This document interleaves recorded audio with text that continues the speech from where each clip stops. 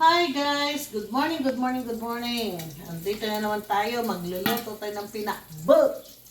Ito ang sangkap niya guys. Ito, una nagisa ako ng baboy. Ayan na, ginigisa na. Tapos, pangalawa, nag-ano na ako ng kalabasa.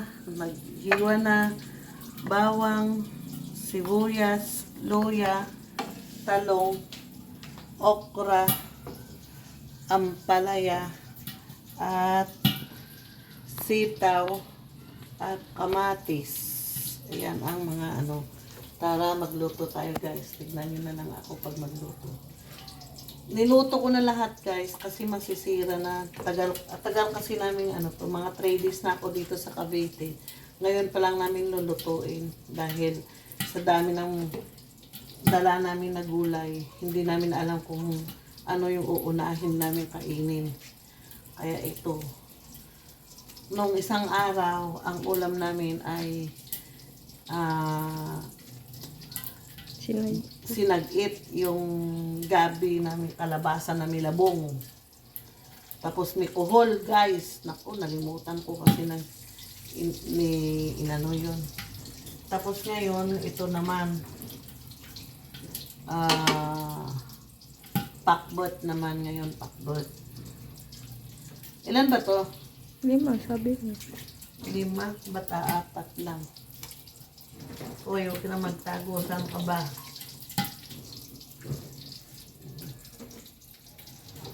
Hindi po kasama to.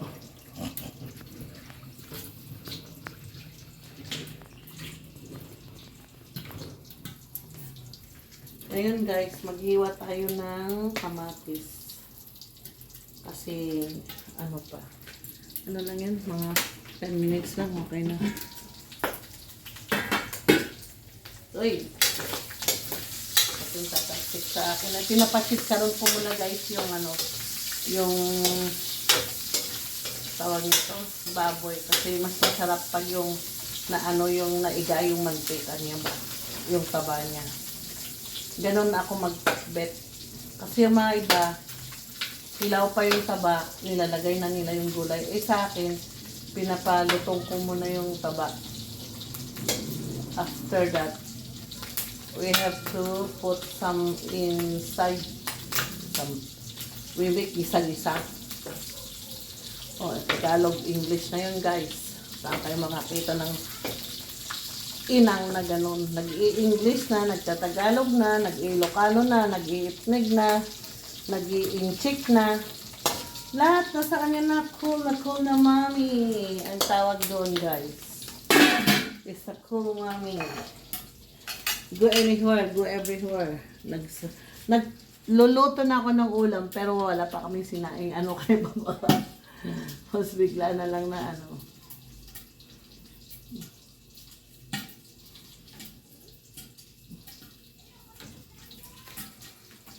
Aside muna natin to para hiwain natin yung kamatis. Tignan nyo guys. Ako, hindi ko na tinanggal yung parang ano niya. Kasi sabi ng Chinese, ito yung fiber niya. Tsaka itong balat. Basta hugasan mo lang ng maigi guys. Para masarap. Kaya ito yung pinaka-fiber niya. Ito at tsaka ito. Kasi kailangan natin ng fiber sa katawan. Para hindi tayo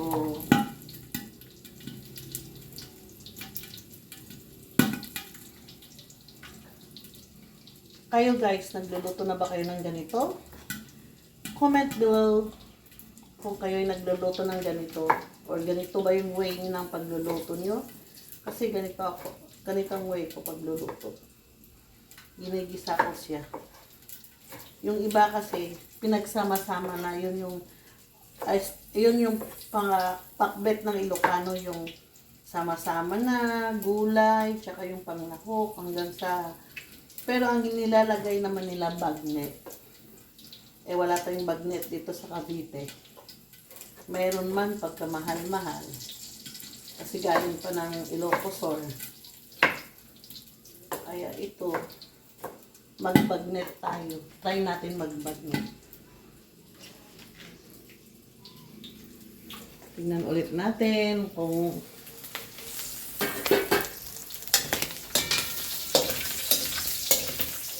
pwede na ito na.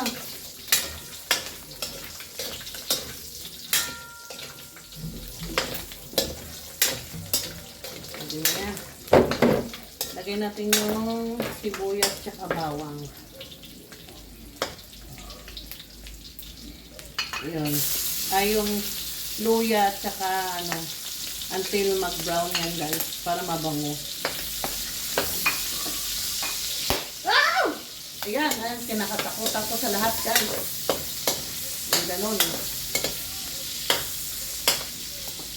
Yung bawang, lagay na natin.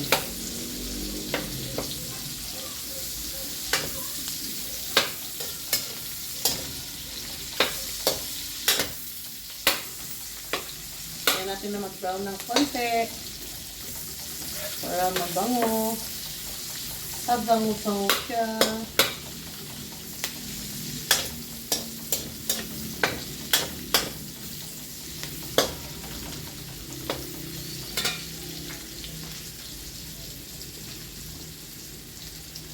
Ang bango-bango, ang bango-bango ng bulaklak.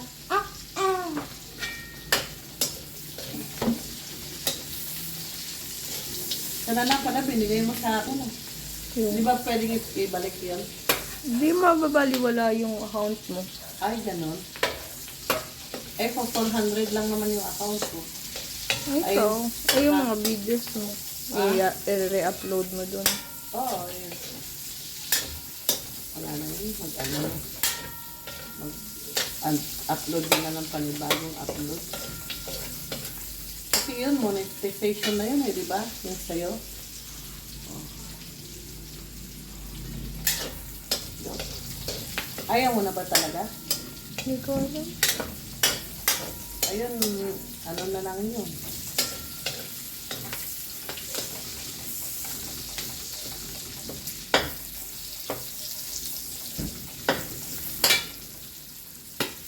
Ay! Pumutok! Sabi! They that wait upon the Lord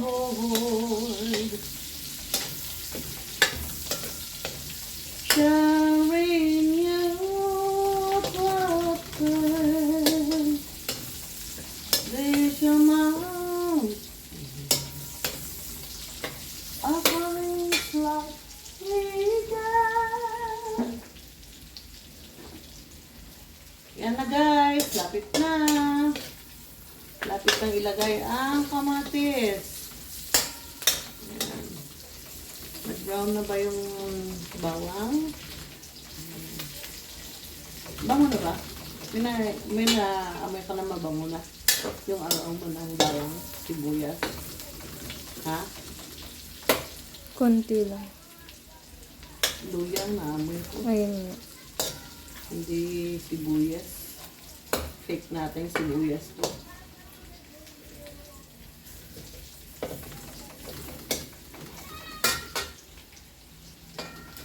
Yan na naman.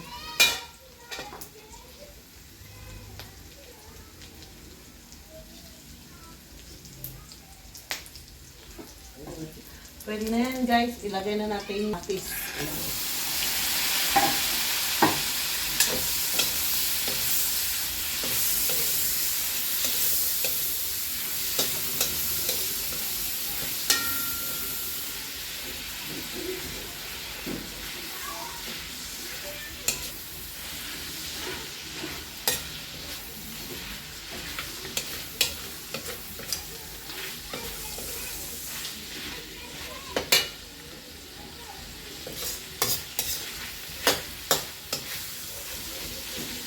Gisa-gisa is the key ng pakbet.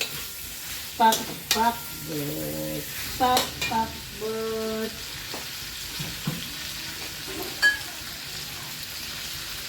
Ito ang sikreto pakbet guys. Pakbet ng Ilocano. Bagoong. Pakbet.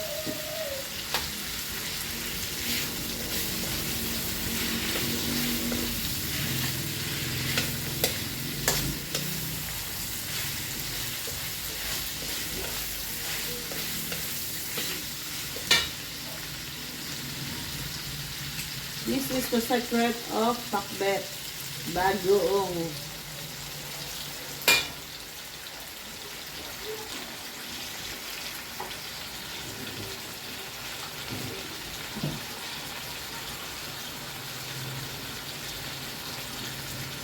Ngayon guys, kasi ano na siya, natuyot na siya, lagay tayo ng konting tubig para medyo lumambot yung karne niya.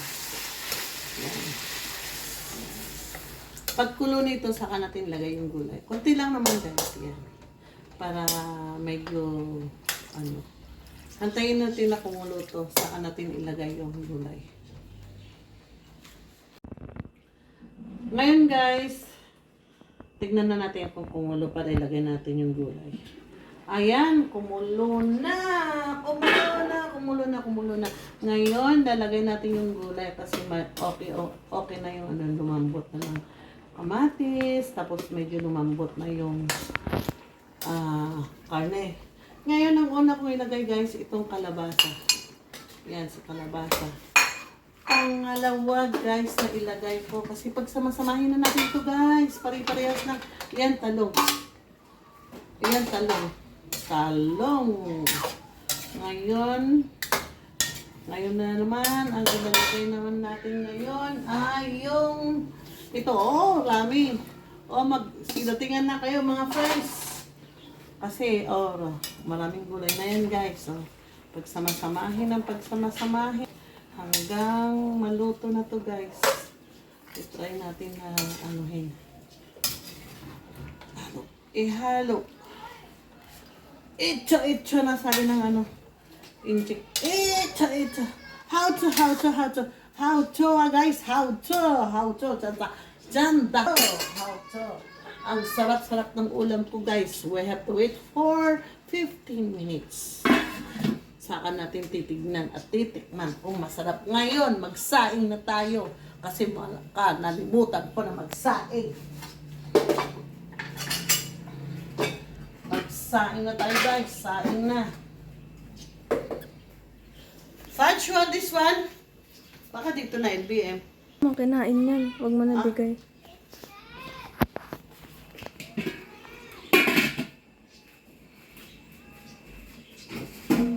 Thank you, Lord, for the patient on me.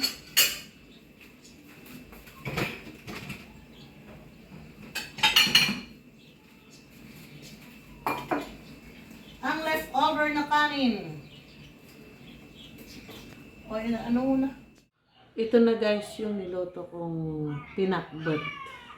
Tikman natin. Kamayin na lang natin kasi pagkuha ko naman, yung karne pa nakuha ko guys. Wow! Harap! Kain na tayo. Harap! Sapa.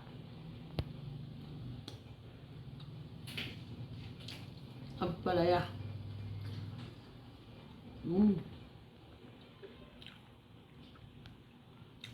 Sapa.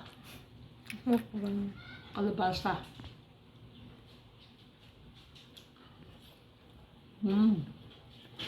Sapa. Delicious.